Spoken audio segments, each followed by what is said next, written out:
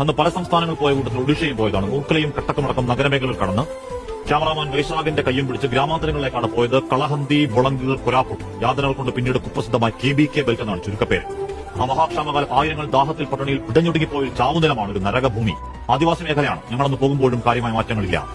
ഏതെങ്കിലും രാഷ്ട്രീയക്കാരൻ വോട്ട് ചോദിച്ചു പോലും അങ്ങോട്ടേക്ക് പോകാറില്ലാത്ത കാടും വീടും, വയറൊട്ടിയ മനുഷ്യർ, അഴുക്കുചാലിൽ പന്നികൾക്കൊപ്പം കുളയ്ക്കുന്ന കുഞ്ഞുങ്ങൾ, ഇത്രമാത്രം ശുഷ്കമായി പുഴുക്കളെ പോലെ മനുഷ്യർക്ക് എങ്ങനെ ജീവിക്കാനാകുന്നു പടച്ചവനെ എന്ന മനുഷ്യവേദനയിൽ നിൽക്കുമ്പോൾ കാണുന്നുണ്ട് ഒരു തിരുവസ്ത്രമിട്ട മാലാഖ.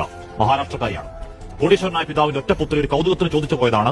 സേവനമാണ് ലക്ഷ്യമെങ്കിൽ അത് നഗരത്തിലാകാമല്ലോ സിസ്റ്ററെ, എന്തിനാണ് ഈ 18-20 കിലോമീറ്റർ കാൽനടയായി നടന്നൊരു സേവന വഴി സ്വയം വേദനിപ്പിക്കൽ? ആ ചോദ്യമുണ്ടാക്കിയ ദേഷ്യം മറച്ചുവെച്ച് ചിരിയോടെയാണ് മറുപടി. ആരോരും നോക്കാനില്ലാത്ത ഈ കുഞ്ഞുങ്ങളുടെ കണ്ണുനീരിലെ പരമയാതനകൾ കണ്ടിട്ടും ഒരു റിപ്പോർട്ടറായ താങ്കളത് ചോദിച്ചു കളഞ്ഞല്ലോ സഹോദര. വിരിഞ്ഞു വലുതായ ബ്രൌൺ കണ്ണുകളിൽ അന്ന് ഞാൻ കണ്ടത് ഏതെങ്കിലും പരിവർത്തനത്തിന്റെ ദുഷ്ടലക്ഷ്യങ്ങളല്ല, ഒരു കാരുണ്യത്തിന്റെ ദൈവത്തെയാണ്. ഈ കേരളത്തിൽ നിന്ന് ജാതിയെപ്പറ്റി പറയും പോലെയല്ല. ആ ചാതുർവർണ്ണ്യം അതിന്റെ ഏറ്റവും നികൃഷ്ടമായ ഭാവത്തിൽ മനുഷ്യനെ തൊടാനറക്കും മട്ടിൽ ജാതിയുടെ മുടിയഴിച്ചാട്ടം.